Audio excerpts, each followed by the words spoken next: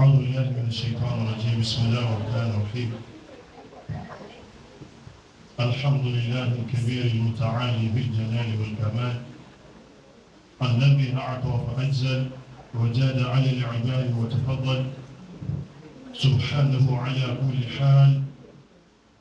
وله الشكر على كل عطاء ونوال أشهد أن لا إله إلا الله شهادة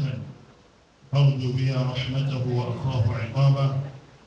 اللهم صل وسلم على نبينا محمد من أرسله الله رحمة للعالمين بلغ رسالة ربي ونصح الأمة وعامل مع الذين يختلفون الدين والعقيدة يا رب زد صلاتك عليه وآله وصحابه إلى يوم الدين ثم أما بعد فأيها الأحبة الأكارم السلام عليكم ورحمة الله وبركاته. Aki ọlọ́wọ́ Allah ọba tí ó ṣe wá kò di àsìkò yìí a fi ọpẹ́ fún ọlọ́wọ́ wa Allah ọba tó yẹ kọ́mọ náà ní ó ní ẹ̀mí wa ṣíṣe wa kò lásìkò yìí laysa bihamdina wala biqudratina iṣẹ́ wa kò tọ́lọ́ iṣẹ́ wa kò ń ṣe agbára kan lání bẹ́ẹ̀ sì ni kìí ṣe ètè kan lání iṣẹ́ wa kò lásìkò yìí àánú ọlọ́run àti orí ọlọ́run lárígbà àmì ọlọ́run bàbá àkọlọ́ má káànù rẹ̀ àti orí rẹ̀ lára ìgbẹ̀ kan wa alékún kí ọlọ́run kọ́lọ́ sí fún ànábì Muhammad àwọn ará ilé ànábì àti àwọn sàhábà rẹ̀ gbogbo wọn pátápátá alladhina qamu ma'ahu fi sa'ati as-sa'bi was-sahl àwọn tí wọ́n dúró ti ànábì nígbà tí nǹkan rọrùn wọ́n dúró ti ànábì nígbà tí nǹkan le alékún kí ọlọ́run alékún kí ọlọ́run máa ṣe fẹ́lẹ̀ kíkà wa gbogbo àwọn afáìsì ìdòní alékún dára kọ́lọ́ máa ṣe fún wa gbogbo àwọn òbí tátà wọn jáde àwọn tó ti lọ bá ṣàlékún kẹ fún wa àwọn tó ń gbé inú alákùnbá dúró tì wọn wala hawla wala quwwata illa billahi al-aliyyil azim lákòókò mú kí al-imam al-fadil alladhi yadhkuru ismahu bi-tabdil wa-takrim هو سماحة الإمام مرتضى ọládìméjì ọ̀tẹ́dọ́lá olówó kétu ọlọ́pàá Allah tó gbé ìkàlẹ̀ lórí dáadáa láyé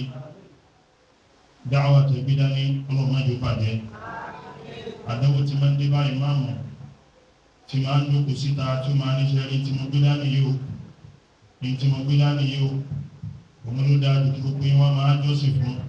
àdáwò tí máa ń dé báyìí bí ọlọ́mọdé dé báyìí o àtijọ́ gbà pé ọlọ́mọba Allah ẹ̀ẹ̀kan ni àtijọ́ gbà pé ọlọ́mọba òpé méjì níta sí jọ́sìn fún ọlọ́rin náà ni àdáhùn tẹ́wọ́ adé tẹ́wọ́ rò pé nǹkan mi tún bẹ tí mo máa jọ́sìn fún ọlọ́mọdé dé báyìí o lẹ́yìn tara yín mo fi kí gbogbo àwọn àṣàtìsà yìí kí wà yìí náà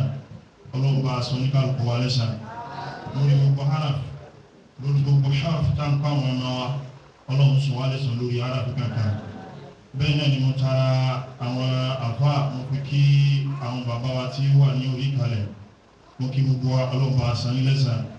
lórí àdúrótì yìí lórí ẹ̀sìn ọlọ́run lórí iṣẹ́ ọlọ́run lára àwọn ìmáàmù wa ọlọ́ba sanilẹ́kàlùkù mi lẹ́sà wọ́n ti ara tí mo kí gbogbo àwọn ìyá wa ìyá dáadáa àwọn ìyá lùbáríkà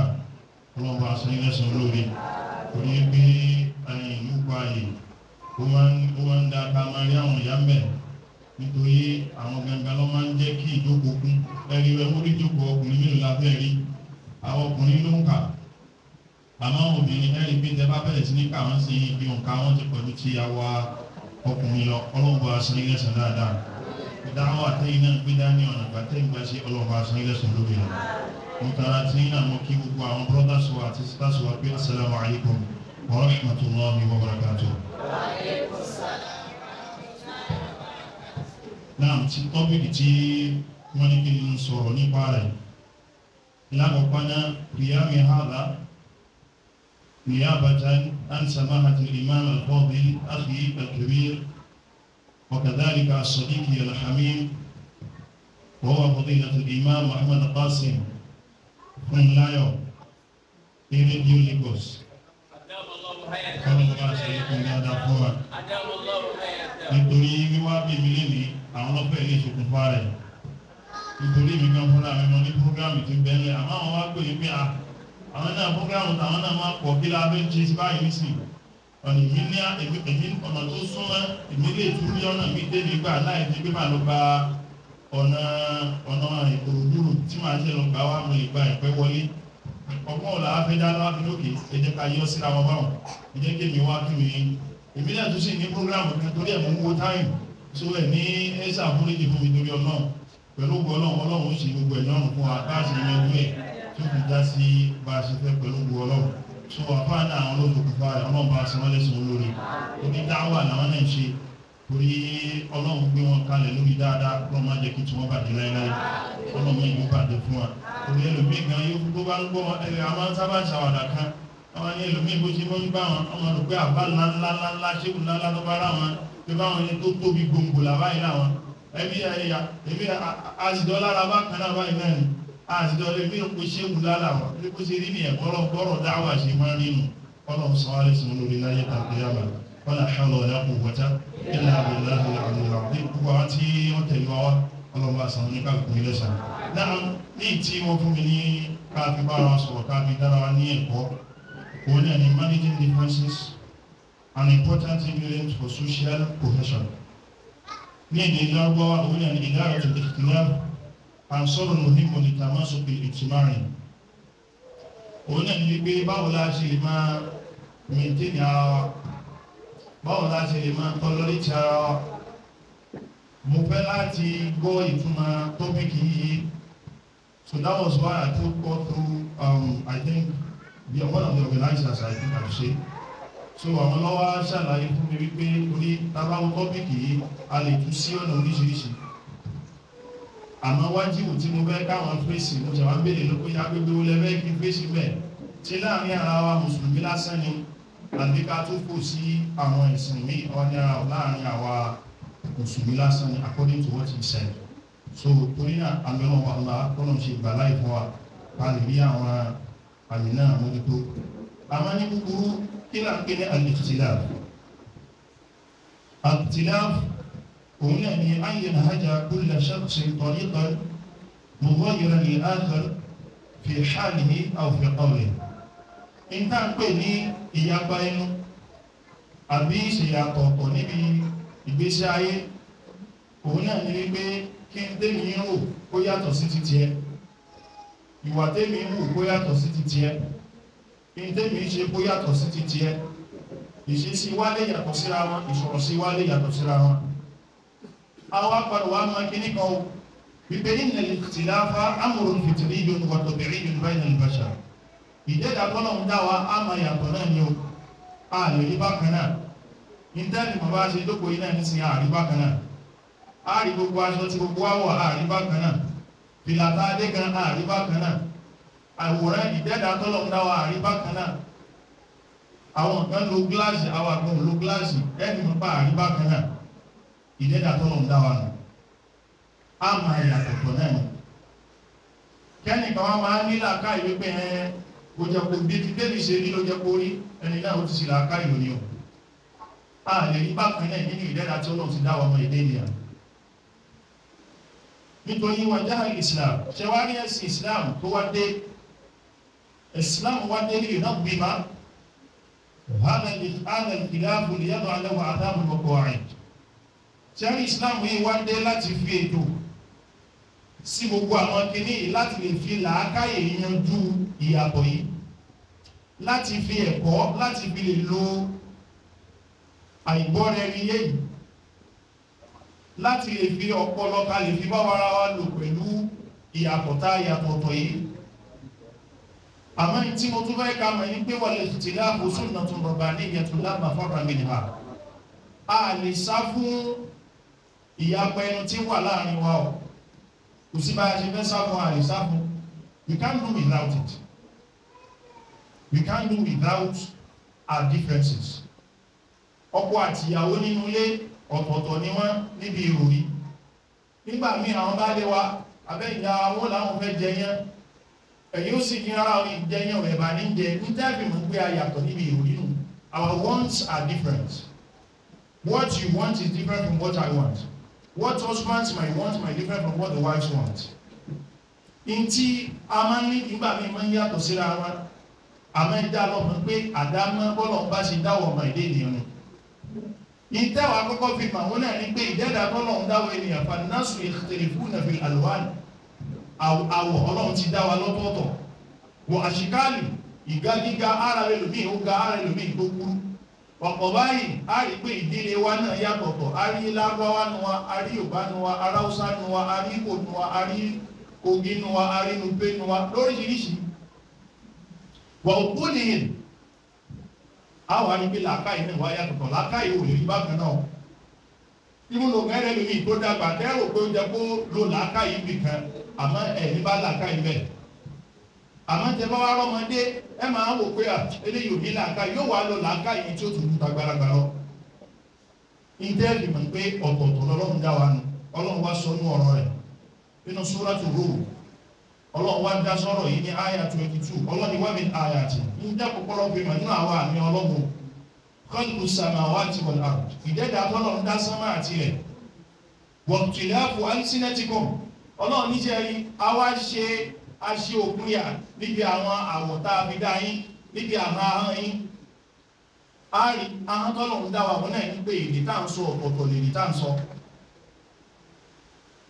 Àwọn náà wá ṣàwọn ẹlòmíì ní polyglot. Àwọn tó ń pè ní polyglot lẹ́ni tó lè sọ oríṣiríṣi èdè.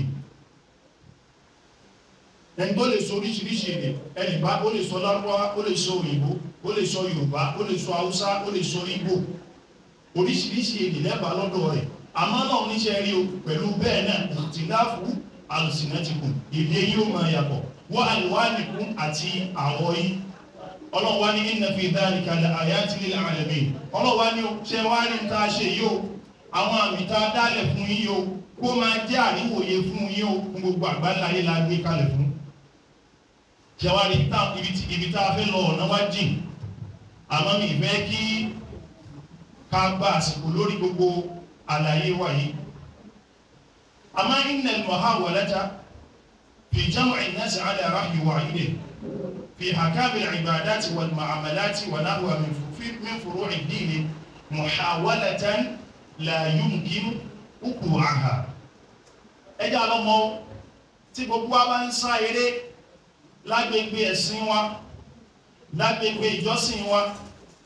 lágbègbè oríṣiríṣi bá ṣe ń bára wa lò tá a bá fẹ́ sọ pé dandan o a gbọ́dọ̀ jọra wa o. Ọ̀rọ̀ kan ní ìṣesí kan ní tí ó lè possible. Ìgbìyànjú kan ní tí ó lè possible. Tó bá sọ pé torí pé wọ́n jẹ́ ahlu sunna dandan ni kí ẹni tí ń ṣe tó jẹ́ tó ń practice Sufi kó wá adopt sunna kó wá fẹ́ mandate èlé lórí kò possible. In tí ó lè work ni torí tá ń pè ní ìdáyà. Ìtọ́nà ọmọ ń ṣe fún èèyàn ní kìí ṣe téèyàn máa ń fọ́ọ̀sì yẹn ṣe. Ìta ń pè ní ọ̀nà àmà. Wo ò lè fọ́ọ̀sì yẹn ṣe Ọlọ́run ní máa ń ṣe fún yàn. Ànábì wa Muhammad sallallahu alaihi wasallam ó gbìyànjú rẹ̀ lórí ẹ̀gbọ́n bàbá rẹ̀ dọ́kìnní àná. Ọlọ́run wá ń sọ fún Ọlọ́run kì í lẹ́kí ọ̀rọ̀ pé innaka la tahdi man ahbabta. Kò sí bó tilẹ̀ fẹ́ràn ẹ̀gbọ́n bàbá rẹ̀ tó kó lè bímọ náà. Torí pé walakinna Allaha yahdi man yasha. Ọlọ́run ní máa ń fẹ́ ń bá òun mọ̀nà. So torí náà tó bá wò pé nìkan ó ń ṣe nǹkan tí ó ń ṣe nǹkan míì tí ò ṣe ó wá fẹ́ fọ́ sí ṣe kò lè possible. Even though tó bá ṣe lórí interest pé torí interest tó ní ṣe àti bọ̀tán rẹ̀ wì dá. Lady kan ọkọ rẹ̀ lójó gba Islam kèfèrí ni. Ọkọ rẹ̀ lójó gba Islam. Ó wá ń ṣe Islam yẹn títàn wá dé bọ́kọ̀ yìí. Àwọn ọmọ yìí dẹ̀ ti ń lọ lé kéwù. Wọ́n ti ń kéwù ọmọ méjì lọ́lọ́ dogun fún wọn kí ọkọ tó kú. Nígbà tó yá lébì yóò kò wá mọ́ṣáláṣí dédé mọ́ kò kírun dédé mọ́. Àwọn ọmọ ó ti ń kó wọn lọ ṣọ́ọ̀ṣì. Àwọn afẹ́ fọ́ọ̀sì pé tí wọ́n bá ti ẹ̀fẹ́ jẹ́ àyíyàkúyà má bà yé tàwọn ọmọ jẹ́. Nígbà tí mo wá pè mo pè yá mo pè àwọn ọmọ mo kọ́kọ́ pè àwọn ọmọ ní pé pé mọ́mí àwọn ni ló ń fọ́ọ̀sì àwọn lọ ṣọ́ọ̀ṣì. Mo wá pè ìyá lóhun kọ́ owó ní pé torí náà òun kò ṣáà ń ṣe ẹ̀sìn yìí lòun fẹ́ ṣe tẹ́lẹ̀ ọkọ ló jẹ́ kóhun ṣe ẹ̀sìn ìtẹ́ẹ̀fì mọ́ pé ẹ̀yìn fọ́ọ̀sì yìí ṣe nǹkan tí ò fẹ́ ṣe o bí ẹ bá fọ́ọ̀sì yóò padà síbẹ̀ o tẹ́ ẹ bá fọ́ọ̀sì ẹ̀ yóò padà síbẹ̀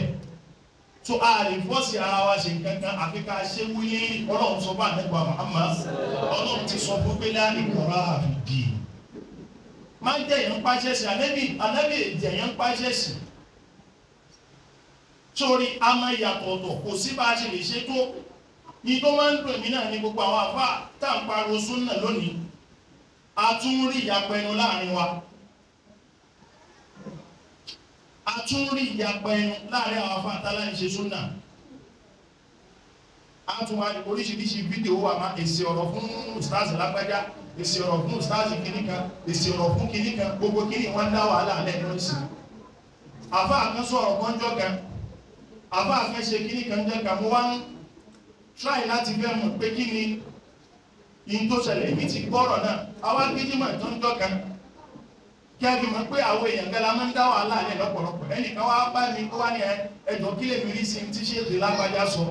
mo ní kò sí ìdé mìírí sí ọ̀rọ̀ náà làwọn náà sọ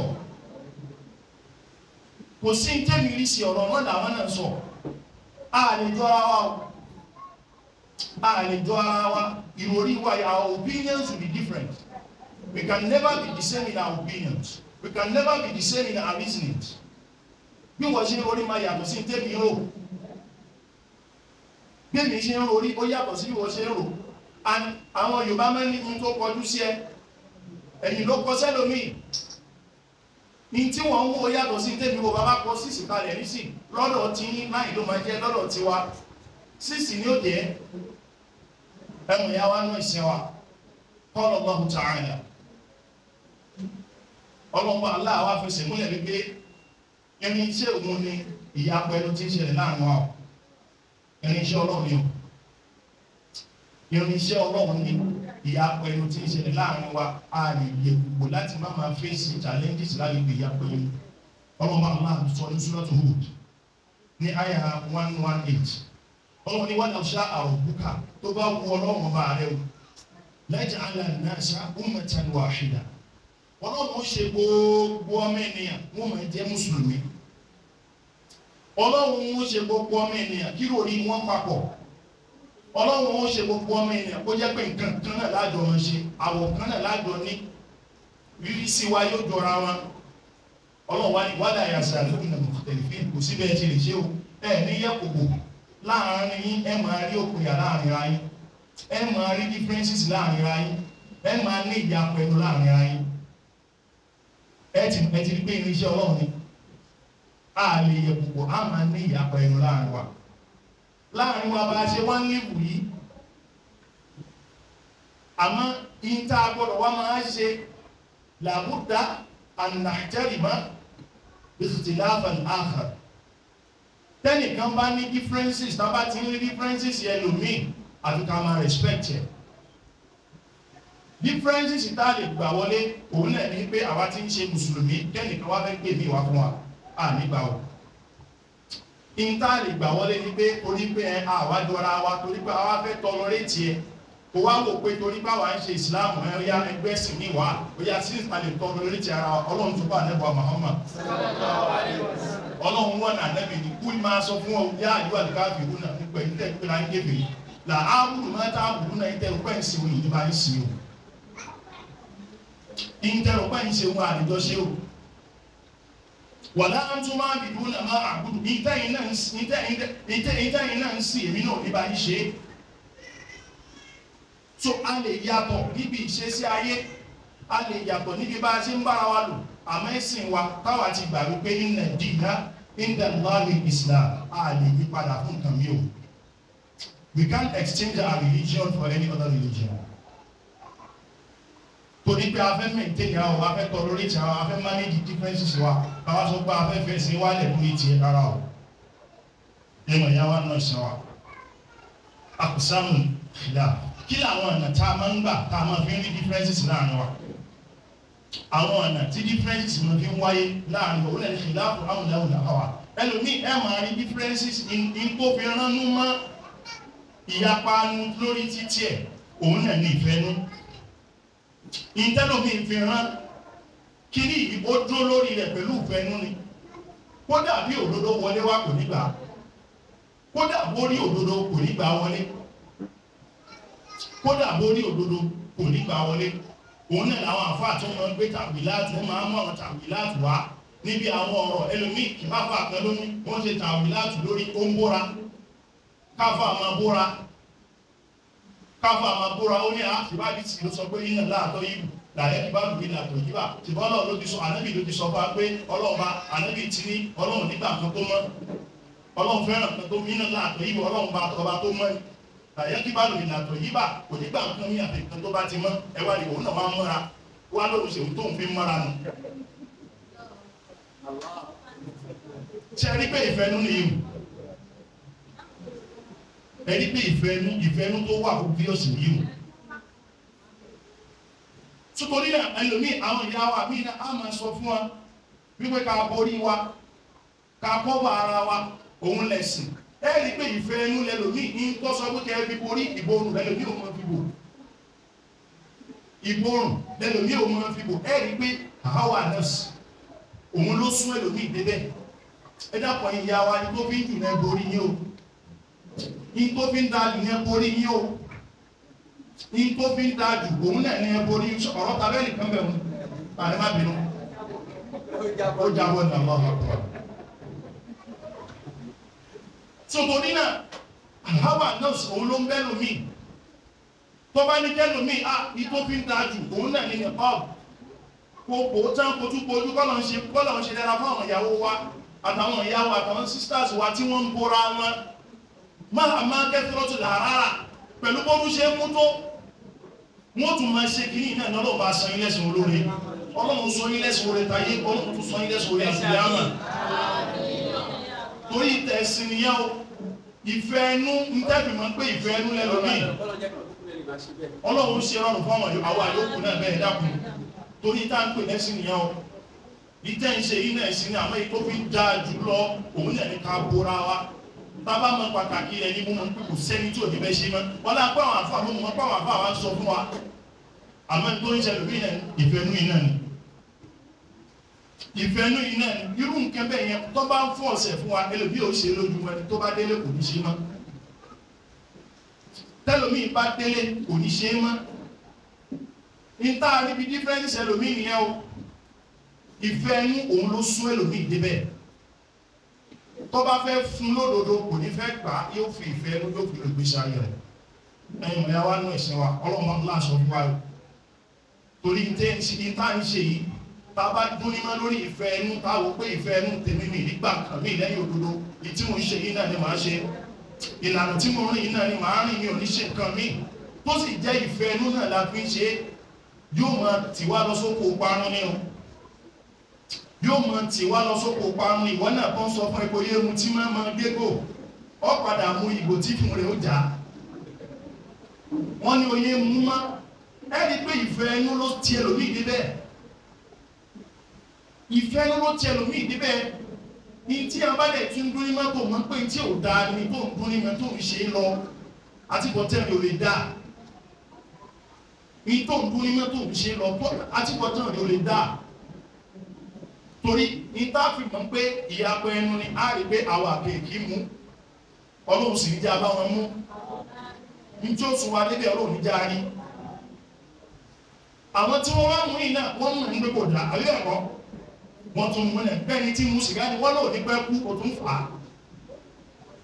wọ́n sọ pé ò ní pẹ́ kú o tún mú wọ́n sọ pé ọkù ọtún ní kánsá inú rẹ̀ tún dùn pé ó ìtìgbà kékeré ní kánsá ó ṣe ẹ̀rí pé ìfẹ́ ló ń lé wọn débẹ̀ wápọ̀ tọ́lọ̀ wà láàrín ọlọ́run sọ Suratul An'am ọlọ́run ni wà ní kẹfìrà ọlọ́run ní ṣe arọ́pọ̀lọpọ̀ nínú ẹ̀yàn mẹ́niyàn láyé di lú nẹ́bẹ̀ àhọ́wà ní ìfẹ́ inú ó padà sọ wọ́n nù dòkó ìrẹ̀ pẹ̀lú láì ní ìmọ̀ pé ìtàn ṣe yóò dá ẹlòmí sì mọ̀ tó dá ẹlòmí mọ̀ pé kò dá wọ́n sì ń dún ìmọ̀ so ìfẹ́ inú ó ń create differences láàrin wa ìfẹ́ inú ó ń create differences láàrin wa níbi pẹ̀lú ní ìmọ̀ pé kìíní yóò dá ìyẹn ló wá rán ní mọ́ ìyẹn ló mójútó ọlọ́run bá sì kìlọ̀ fún wa ọlọ́run ní wala tattabi'il hawa má tẹ̀lé ìfẹ́ inú má tẹ̀lé ìfẹ́ inú fayudillaka an sabilillah kó má wá padà sọnù kúrò lójú ọ̀nà ọlọ́run kó má padà sọnù kúrò lójú ọ̀nà ọlọ́run tẹ̀rí súnà òun ni kò tẹ̀lé o súnà tọ́lọ́ ta nẹ́bí ní ẹṣẹ́ o ẹ má jà fi ìfẹ́ ẹnu sí ẹ̀sìn wa àwọn àfáà tún ti dé èwo làwọn àfáà tún sọ yìí àdúrà tó máa bẹ náà ní kọ́nà ọmọ ọjà máa rí ṣe kọ́nà ọjà máa rí ṣe ní kò sí ẹni tó gbogbo àwọn àfáà wa ń ṣe òtá òpé àwọn ṣe wá ń ṣe àwọn àfáà àgbà súnà àwọn náà lè ṣe gbogbo súnà tán kò sẹ́ni tó lè ṣe tán nígbà tá à ń sọ ọjọ́ kan ní ẹ̀ bá nàbí bá máa jókòó bá nàbí ó bá jẹun oníbà nàbí ṣe máa ń jókòó jẹun ọ̀pọ̀lọpọ̀ ìjókòó bẹ́ẹ̀ bá nàbí ó bá jókòó ọwọ́ mẹ́ta lọ́la nàbí fi jẹun tánú fọwọ́ mẹ́ta jẹun nu wa nígbà tá a bá mú síbí tá a bẹ̀rẹ̀ sí ní lo sọ́ọ̀bẹ̀lì táwọn ọwọ́ tá a kọ́ sọ́hùn ta ló lò nu wa kò sẹ́ni tó lè ṣe súnà tán kò sí ẹni tó lè ṣe tán àmọ́ òun gangan ìlànà tá a lè fi rọ́nà lọ tá a lè fi rábà yọ ògbésí ayé wa ká máa ń lo ìfẹ́ ẹnu torí ìfẹ́ ẹnu lára àwọn kan tí ń lò kù yálẹ̀ láàrin wa ẹ̀yẹ́ mọ̀ yára nígbà pọ̀ nínú ìta tó máa fi mà ní àwọn ọ̀nà tí in tó ń fa ìfàǹfà tí ń fọ òkun yà láàrin wa òun náà ní khilafun amúlẹ̀hùn hàp òun náà ní ìyá pátá mọ̀ pé léyìí òdòdó lélé ìkòsọ́nà àbáyọ̀ mí bẹ̀mà òdòdó lélé ìkòsọ́nà mí bẹ̀mà òun náà ní ẹ̀sìn Islam tá a gbé dání òun náà ní ẹ̀sìn tá a gbé dání òdòdó lẹ̀sìn tá a gbé dání a lè rí nǹkan mí tó yàtọ̀ sí Islam torí affirmation látọ̀dọ̀ Ọlọ́run Allah subhanahu wa ta'ala affirmed that there is no other religion that is going to accept on the day of resurrection except Islam.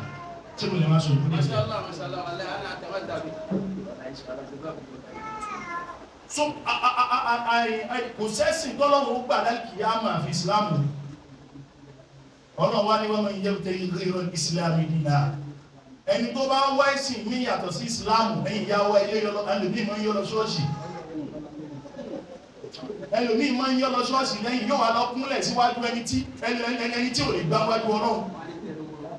yóò lọ kúnlẹ̀ síwájú ẹni tí ó lè yọ wájú Ọlọ́run yóò lọ kúnlẹ̀ síwájú ẹni tí ó tọ̀ tí ò ní tábà yóò lọ kúnlẹ̀ síwájú ẹni tí jánábà ti bàjẹ́ lára tí jánábà ti lòdù lára rẹ̀ kò sí nǹkan mí lẹ́yìn Islam kò sí nǹkan mí lẹ́yìn Islam ẹ̀sìn Islam yìí náà ni húwà náà ni Islam náà ni Islam torí kọ́ di yaqamu al-khilaf duna an yakuna li nafsihi hawl al-hawa alayhi sultan fahadha khilafun amla al-aql wa daf'u ilayhi al-ilm wa iqtida'u al-aql wọ́n ní ṣe ẹni gbogbo dáa sọ ìgbogbo eléyìí òun náà ní pé kò sí nǹkan tá a lè fi tako pé Islam kọ́ lẹ́sìn kò sí nǹkan tá a lè fi challenge ẹ̀mí pé Islam kọ́ lẹ́sìn fa mukhalafatu ahli al-ilm ahli al-iman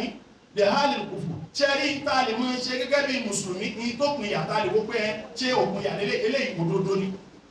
tá a lè wó pé ìfàǹfà lè wà òun náà ní pé mi jẹ́ mùsùlùmí ẹni kìí ṣe mùsùlùmí mùsùlùmí lè ní lágbájá kìí ṣe mùsùlùmí tó wá rí òkun ìyà eléyìí àbí àìgbọ́ra ẹni eléyìí òdodo ni o eléyìí ò sí èméjì bẹ́ẹ̀ kó takò wípé eléyìí ẹ̀bọ eléyìí ní báwọn ṣe kó takò eléyìí pé eléyìí kúfùrù eléyìí bá wọn ṣe kó takò wípé nǹkan ṣe yìí ni ò lè bá wọn ṣe kó takò eléyìí ayumkinu li mu'minin muslimin an yatakhalla anhu tó yẹ wípé mùsùlùmí ò lè sọ pé òun ò ṣe ìsìláàmù mọ́ ní tí ó yọ wá ní ìsìláàmù ọlọ́mọ jàre ní tí ó yọ wá ní ìsìláàmù ọlọ́mọ jàre nítorí ní tí mùsùlùmí gbọdọ̀ dúró lé lórí pé ẹ̀sìn yìí náà lẹ̀sìn òun nígbà tá a bá ti dúró lẹ́sìn yìí á ti rí pé eléyìí òdodo ní tó ti mú òdodo wáyìí ó ti jọ wípé ẹ̀sìn differences tó wà mẹ́rin ni pé mùsùlùmí èmi lágbájá kìí ṣe mùsùlùmí àmọ́ ìwọ lọ dúró sẹ́sìn rẹ nígbà tó bá ti dúró sẹ́sìn rẹ if you stand firm on your religion nothing will bother you nothing will change your intention nothing will change your belief níta nídìí gẹ́gẹ́ bí mùsùlùmí ẹni pé sáà mú ìmánì rẹ kó dúró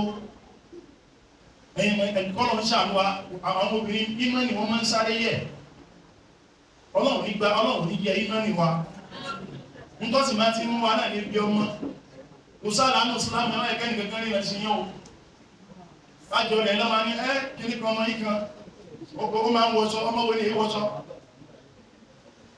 ọmọ ikan o ma wo bàtà ọmọ wo ni wo bàtà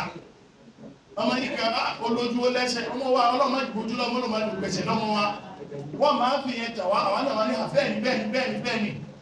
so gbele e ma ja gbatan je o Ọlọ́run ṣàlékún imani fún wa Ọlọ́run sì fẹsẹ̀ wa múlẹ̀ títí lórí Islam ẹ̀yin ma ya wa no ìsìn wa al-khilaf fi ar-ra'yi la yufsidu lil-wud qadiyatan ẹ wá ja lo ma bí tí wàhálà tí ṣẹlẹ̀ gangan rele ká ní different opinions ká ní ròrí lọ́tọ̀ọ̀tọ̀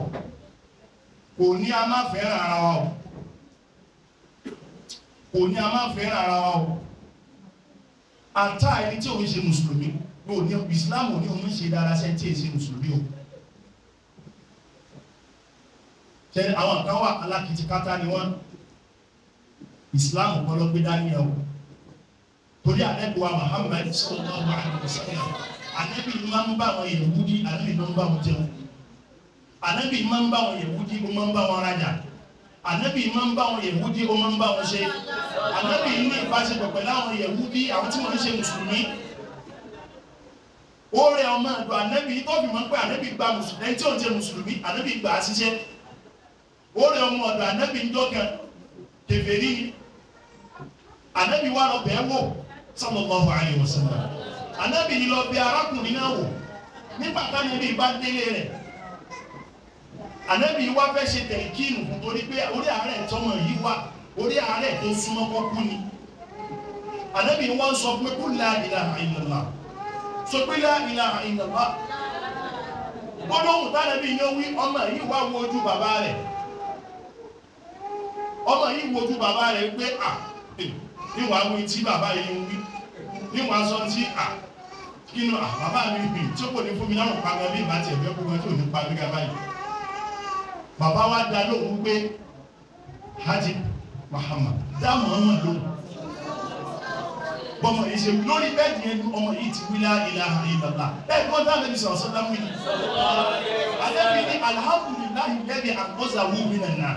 Ànábì ní mo mà dúpẹ́ fọ́lọ́run tọ́lọ̀ ń yọ arákùnrin ìhìnú náà sórí a máa manage differences ra wa ní o mi ò bá iṣẹ́ lẹ́sìn kan náà ní omi ní a máa bára wa ṣe àpapọ̀ nínú òrí ní omi a máa bára wa ṣe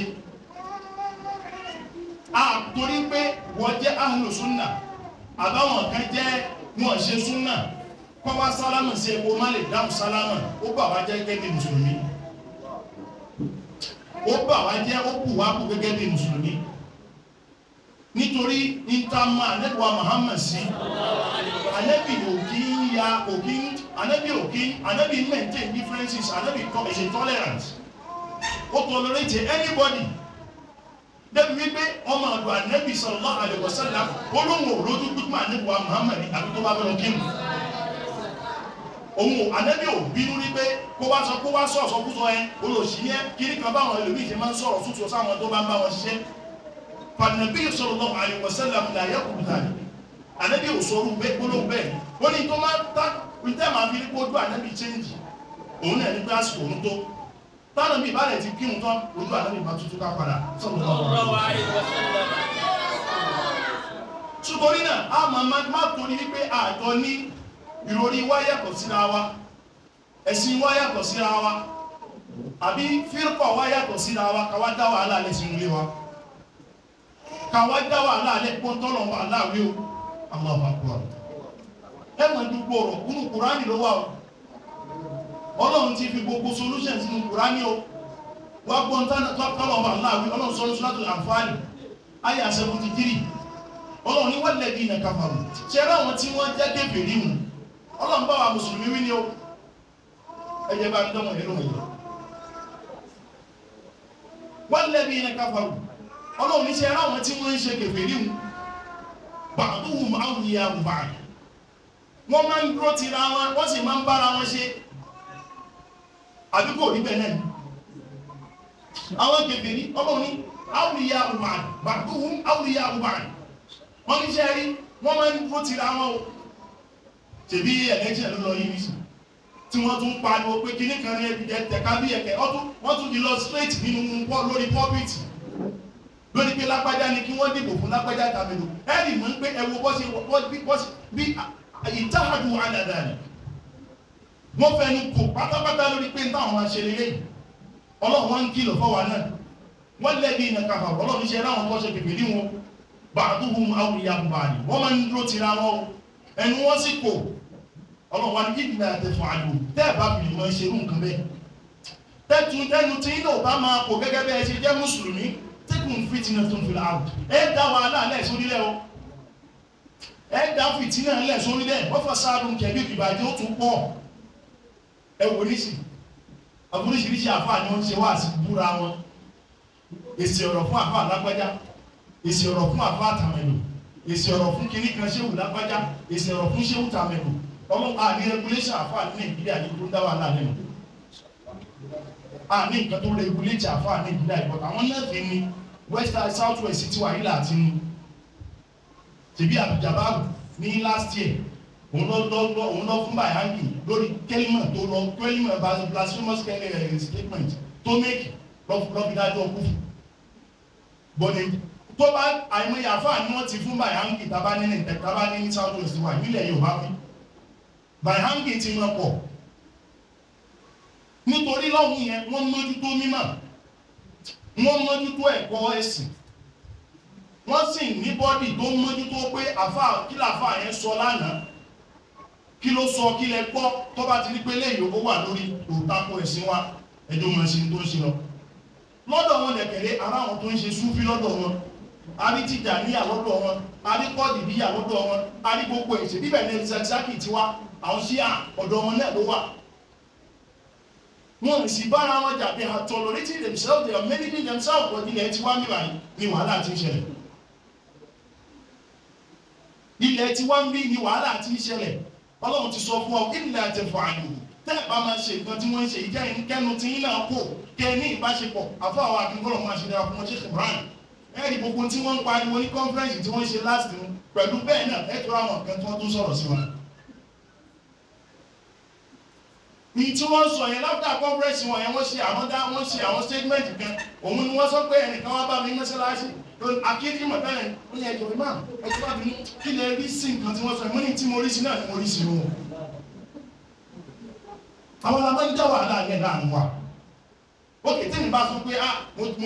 mi ò support ní tí sheikh bíńsì ẹ máa rí yóò tún máa gbé káàkiri ìmáàmù lágbájá àwọn support ẹ ìmáàmù tàmẹ̀lù wọn support ẹ ìmáàmù kìíní kan ẹgbẹ́ wà láàrin wa abikatọ lórí ìjà ara wa káfíń ara wa tọ́rọ náà náà ti sọ fún wa tẹ́ẹ̀bá ti gbọ́ra yíyé wàhálà ó mọ̀ ìṣẹ̀lẹ̀ o tẹ́ẹ̀bá ti gbọ́ra yíyé fìtínà ó mọ̀ ìṣẹ̀lẹ̀ o tẹ́ẹ̀bá ti gbọ́ra yíyé àìgbọ́ra yíyé ó mọ̀ ìṣẹ̀lẹ̀ ibo ló kẹ́ lómi ìgbẹ́ ó ti kò jẹ́ fẹ́ ṣe ìsìlámù mọ́ torí pé bẹ́ẹ̀ bá gbélé ó sọ pé àfa lágbájá ò dá bẹ́ẹ̀ gbélé yìí ó ní kíní kan ṣéwù lágbájá ò dá bẹ́ẹ̀ gbélé yìí yóò sọ pé kíní kan ọ̀rọ̀ tó sọ kò dá kò ní túmọ̀ ẹ̀ tí wọ́n máa rí àwọn tó tún máa dá wà láàlẹ́ lórí ẹ̀sìn sọ abẹ náà bá alákọ̀ọ́rọ̀ nǹkan amẹ́ ẹni ma yáwá náà ṣe wa alẹ́bàá Muhammad alẹ́bàá wáyé látọ̀rọ̀ Ibn Mas'ud radiyallahu anhu tó ń sọ fún wa wípé Ànábì náà jẹ́rí kò sí àfikà ẹ̀sìn tá à ń ṣe yìí Islam ẹ̀sìn wà lágbèlè méjì ṣe bó bá ṣe lágbára mọ́ má ṣe láṣẹ jù má sì ṣe ní kékeré má ṣe láṣẹ ètò ẹ̀ṣẹ́ Yorùbá yẹn ló ẹ̀bábìnú Yorùbá mi lágbára díẹ̀díẹ̀ o má ṣe láṣẹ jù má ṣe láṣẹ ètò ni wà lágbèlè méjì bí in between ẹjẹ́ àwọn ìmọ̀ ẹ̀sìn tẹ́sìn sọ lélẹ̀ tó bá ti mọ tẹ́sìn sọ torí ṣẹlẹ́sìn wà yìí yàtájú ilẹ̀ rẹ̀ ó ní bùkátà sí mímọ̀ kó mọ̀ nǹkan tá ní tẹ́sìn sọ fún ara rẹ̀ gbọ́ tẹ́sìn sọ yé but problem ta ní náà ní pé àwọn àfáà tá ń gbọ́rọ̀ lẹ́nu wọn ó ti pọ̀ àwọn àfáà tó authenticate ọ̀rọ̀ fún wa ti pọ̀ àwọn àfáà tó ń sọ pé báyìí ní kórí ó ti pọ̀ àwọn náà ń dá wàhálà yìí láwùjọ àwọn yìí náà àwọn ọ̀pọ̀lọpọ̀ ẹlòmíì gan òun là ń tẹ̀lé ìtẹ́bí mọ̀ pé àfáà ń dá wàhálà rẹ̀ láwùjọ ẹgbẹ́ sọ sí nílé òkun fún mi àdúgbò kan tá a ti gbé ló ti ṣẹlẹ̀ ní tó bá mọ onípàànù àmìlú onípàànù àwòyọkùnrin ìmọ̀ pé I don't know if it sounds close to someone okay mọ́ṣáláṣí kan wà ń bẹ ẹ̀ máa ń pè ní mọ́ṣáláṣí ìmọ̀bálẹ́gbò I don't know this kò jẹ́ kí mention mọ́ṣáláṣí yẹn but I've mentioned it already nígbà kan ìṣẹ̀lẹ̀ ń bẹ lọ́dún kan ọdún náà ti pẹ́ ẹnìkan bá dé pẹ̀lú àwọn jẹ̀mọ́ rẹ̀ wọ́n ti kí jímọ̀ tán like wọ́n ti kí jímọ̀ tán bí a ń kí lásán àkà ló wọlé but wá sómi mọ́ tí wọ́n fi kí jímọ̀ ṣéwù tó tẹ̀lé wọn ló bá ní a ṣé kò sómi mọ́ ni wọ́n bẹ́ẹ̀ ni máa ṣéwù kò sómi mọ́ ó yẹ máa kí ni lọ́mọ gbé ni subhanallah ẹ máa kí ni lọ́mọ gbé wọ́n sì kí ni wọ́n sì kírun jẹ́rí wà láàrin ètò láìsí àwùjọ ta ni ó sọ fún wọn pé ní tí wọ́n kí kò kún wọ́n mọ́ ṣe ẹ̀sáìsì mi ta ni ó sọ fún wọn pé wọ́n pọ̀ ṣe kúrú máa gani torí ìwọ́n tó sọ fún wọn gan wọ́n kọ́kọ́ wò pé tó onímọ̀ tó ṣe wà wọn ni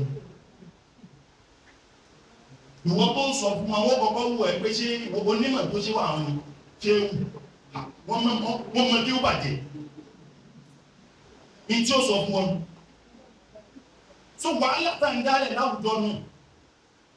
ìtí wàhálà fi ṣẹlẹ̀ tá a fi rí gbígbóra wáyé nù so nígbà àwọn èèyàn bẹ́ẹ̀ náà ẹni tó àwọn kan wà tó yẹ pé you have to manage going along with them àwọn kan wà tó yẹ pé wọ́n máa sọ pé àwọn ti mọ̀ tán máa bá wọn ṣe pẹ̀lú bí wọ́n ṣe rí yẹn náà ló ṣe máa bá wọn ṣe ó ní problem wàhálà ò ní problem there was this guy Muslim I met of many peoples but ní ẹ̀jẹ̀ kan sọ this particular one ẹni tó ó bìlífù pé ìmọ̀ tòun ló ga jù nítorí bá ti sọ opinion òun ló right jù ó bìlífù pé opinion òun ló right jù wọ́n wá ń rìpọ́tù bàbá rẹ̀ fún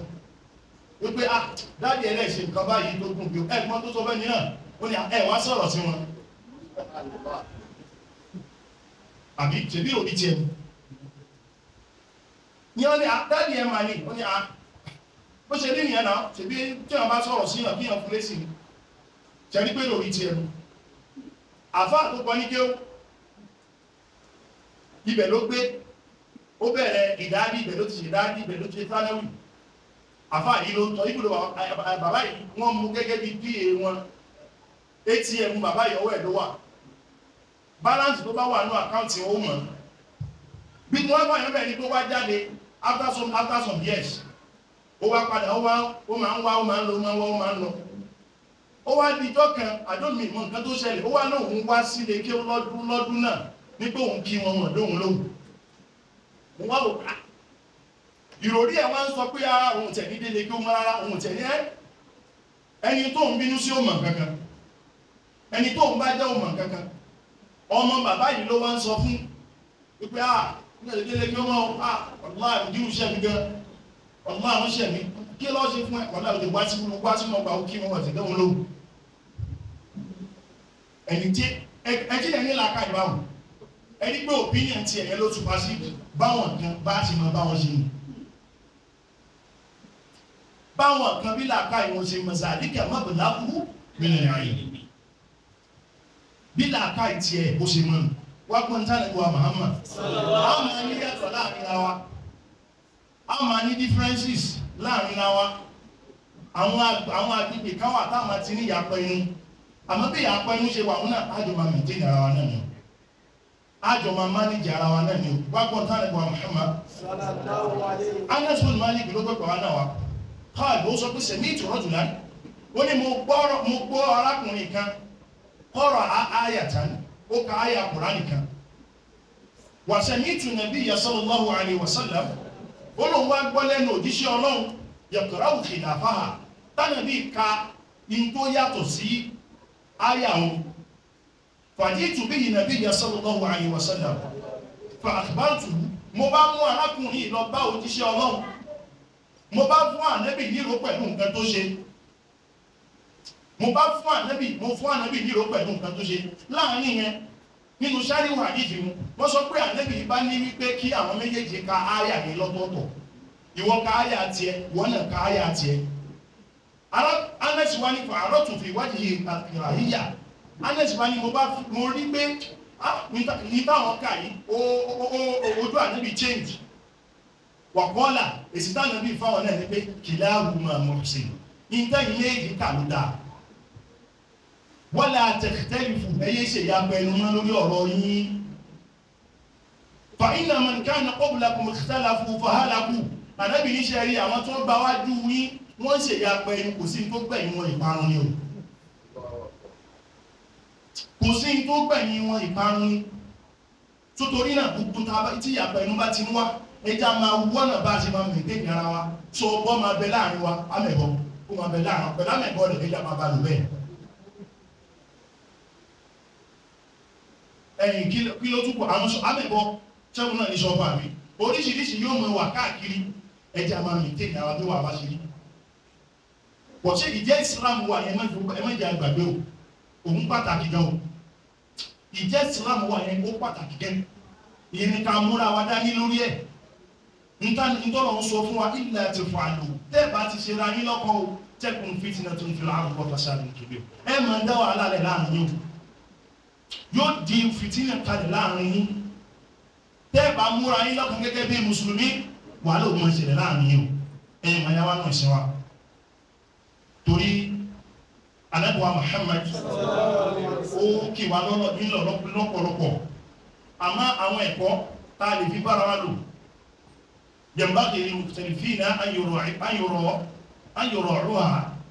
tí àpẹẹnú bá ti ń wáyé tààlì mọ́ fi bára wá lò òun náà ní pé àrífú fi ta'amul a máa bára wá sí mú ti sọ́lẹ̀ kan tẹ́lẹ̀ tẹ́nìkan bá ti gbé nǹkan wá ṣé bẹ́ẹ̀ náà lórí bẹ́ẹ̀ ni bí ẹlẹ́kọ̀ọ́ kan ni ó sọ pé gbogbo tí ẹ̀kan bá ti sọ fóun kódà bó right bó wrong òun máa sọ pé yes immediately tẹ́nì ẹ̀ náà bá ní ṣé lóòótọ́ ni ó ní bẹ́ẹ̀ náà ni ní tó túnmọ̀ sí pé gbogbo tẹ́yìn tó bá ti gbé wá fún ẹ wọ́n sọ pé alágbájá ó ń parọ́ bẹ́ẹ̀ náà ló ń parọ́ náà a máa bá wa lò bá ṣe mara wa ní o torí pé àdífkú aslu min usuli da'wa bá ṣe lè bá Ànábì sallallahu alaihi wasallam torí mẹ́tọ̀dù táwọn bí fi ṣe dáwà tí ẹ̀ kò sí ìtìbàríyà bí dáwà nẹ́bí kò sí ilé kókó kò sí ṣídà níbi dáwà nẹ́bí nígbàtí Umar radiyallahu anhu nígbàtí Umar ó gbà sílámù ọ̀nà ọ̀rọ̀ ní Umar fi gbà sílámù pẹ̀lú bó ṣe ya kàtà tó pẹ̀lú bí Umar ṣe ya kàtà tó ọ̀nà ọ̀rọ̀ ló gbà sílámù ayà Kùránì kan lọ́wọ́ fi ṣe ìdáyà fún Umar radiyallahu anhu rọlọ́ni máa ń zanna àyíká Kùránì tashqa ayà tó gbọ́nù aṣọ Kùránì kalẹ̀ fún ẹgbó dáwà lálẹ́ pẹ̀lú bí Umaru ṣe jẹ́ torí Ànábì sallallahu alaihi wasallam ọ̀dìdá Allah subhanahu wa ta'ala ó ti bí ọlọ́wọ́ bá Allah wípé kó fi Umaru kó tún fi ran Islam ṣe nítorí náà àwọn kèfèrí tó gbóǹtarìgì níbi ẹbọ Umaru jẹ́ kan gbà náà àmọ́ ọlọ́run tí gbàtọ́lọ́wọ́ ṣe ìdáyà fún Umaru ayà Suratu Taha lábí pé Umaru káwọ́ ma anzalna alayka al-Qur'ana litashqa sọ Kùránì kalẹ̀ fún ẹ̀kọ́ lè máa dá wà láàrẹ illa tadhkiratan liman yakhsha àkókò máa jẹ́ ìrántí rẹ̀ tó bá páyẹ̀ ọlọ́run ní Umaru bá ń gbọ́ ọkùnrin bá bẹ̀rẹ̀ sí ní yọ ọkàn tó ti lé tẹ́lẹ̀ ó gbọ́rọ̀ yìí tán ní wá ń bí ó yá mú mi lọ ọmọ ìyá rẹ̀ ní ka Kùránì nípa Ìsìlámù nulé o tó ń ka tí ó mú nùsùkà tí wọ́n ń kà yìí ló ka súrátù Taha mẹ́ ìbẹ̀rẹ̀ súrátù Taha ló bá mú arábìnrin ó bá sọ fún arábìnrin ya ila Rasulillah sallallahu alaihi wasallam ya ila Rasulillah ya ila Muhammad ló pe Muhammad ó yá já lọ́ọ̀dọ̀ Muhammad òun ló pa agbóngbó kìíní àná já lọ́ọ̀dọ̀ Muhammad wọ́n dọ́dọ̀ Muhammad ó ní ẹ̀rù ti kọ́kọ́ bá Ànábì sallallahu alaihi wasallam pé tọ́gì yìí dé ní kúkúrú fa aslama Umar sallallahu alaihi wasallam Umaru sí gbà sílámù so iṣẹ́ pẹ̀lẹ́pẹ̀lẹ́ la fi ń ṣe dáwà o. Ànábì wa Muhammad Ànábì ń ka Kùránì lábẹ́ igi ńjọ́ kan bó ṣe ń ka Kùránì lábẹ́ igi yìí kánú àwọn kèfèrí bá ń kọjá bọ̀ wá bó ṣe rí Ànábì wa Muhammad bó ṣe fọwọ́ gbà Ànábì ń gbé kí ní ká níbi gbá tó tẹ́ pé ó da omi lé sójú Ànábì wa Muhammad kò wá pẹ́ kó jìnà Hamza bá kọjá tí ń ṣe ẹ̀gbọ́n bàbá Ànábì wa Muhammad. Hamza bá ń lọ ó bá rí Ànábì ó ní máa sọ bá kàyà Muhammad kí ló ṣe Muhammad. Ànábì ò sọ kankan, Ànábì ò bí jẹ́ ìmọ̀ kan, Ànábì ò bí gbólóhùn kan, kò bá pẹ́ gẹ́gẹ́ bí ẹlẹ́kọ̀ọ́. Hamza ti mọ̀ pé nǹkan kan ti ṣẹlẹ̀ bí Hamza bá kọrí sí támákì wọn táwọn tó gẹ̀ẹ́gbẹ̀ rẹ̀ ló bá wà. Ta ló tọ́ṣì ọmọ ìyá mi nù yín? Ìyẹn bá sọ fákán wípé àá mo rí Muhammad lábẹ́bẹ̀ yẹn ni mo fọwọ́ gbádà nù. Ó ní tó gbọ́ òun ti ń bá yín ṣe onílátòdì lọ Assalamu lillahi rabbil alamin. Ọ̀nà tí Hamza fi gbà Ìsìlámù pẹ̀lẹ́pẹ̀lẹ́ la fi ṣe dáwà wa ń fa gidi ṣe o. Ìwọ́n náà tó fẹ́ pẹ́ tẹ́jọ́ ń tajà lẹ́gbẹ̀ẹ́ yín abẹ́ ń tẹ́jọ́ wà ń bíṣẹ́ abẹ́ ń tẹ́jọ́ wà ń bèèrè fún máa wò tó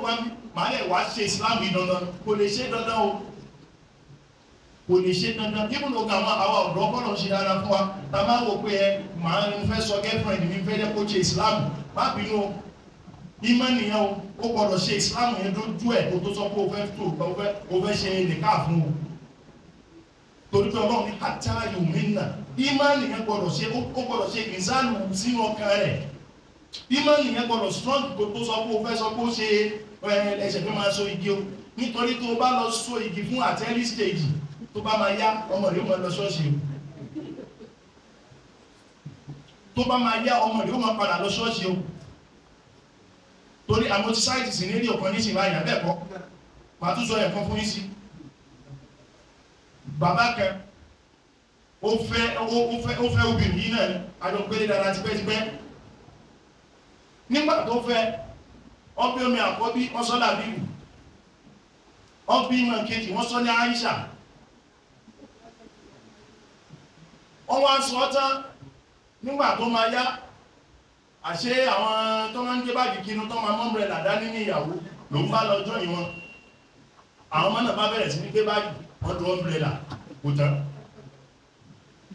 Fótórí náà àwọn ọ̀dọ́ ẹjá aṣọ́ra o, pẹ̀lẹ́pẹ̀lẹ́ la fi ń ṣe dáwà tó jẹ́ wípé ìyapa tó bá ń wà láàrin wa àwọn èèyàn máa rí òdodo táwa tó gbé dání. Wọ́n máa padà máa rí òdodo tá a gbé dání. Wọ́n padà máa rí gold diamond tí ń bẹ lọ́wọ́ wa bọ̀ tó bá fẹ́ fa gidi ṣe é wọ́n tẹ̀ ní wọ́n tó wà lọ́wọ́ rẹ̀. Arákùnrin kan ní ìlú òkèèrè lọ́hùn ó sọ pé Ọlọ́run fẹ́ ṣàánú òun nínú hall àwọn ní yunifásitì ní òkè lọ́hùn. Ó láwọn máa ń ṣe, àwọn fẹ́ ṣe conference kan, àwọn wá invite àwọn comparator, àwọn tó máa ń fi Bible tú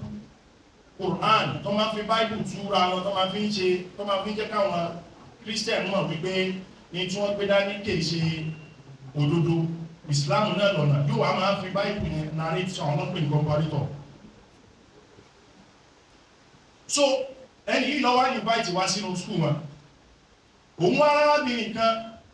tí ìmúra rẹ̀ àwọn náà mú ìmúra tí ò da, ẹ̀sìn máa wọn lóyìnbó ìmúra kí ìmúra ó rọ̀ wọ́n lọ́rùn.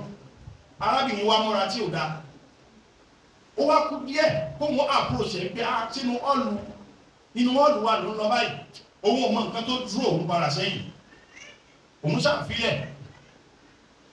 Nínú ọ̀lù yìí, òun ṣàrí pé wọ́n sọ̀rọ̀ tán, wọ́n ṣe wá sí tán, wọ́n ṣe gbogbo ẹ̀ tán.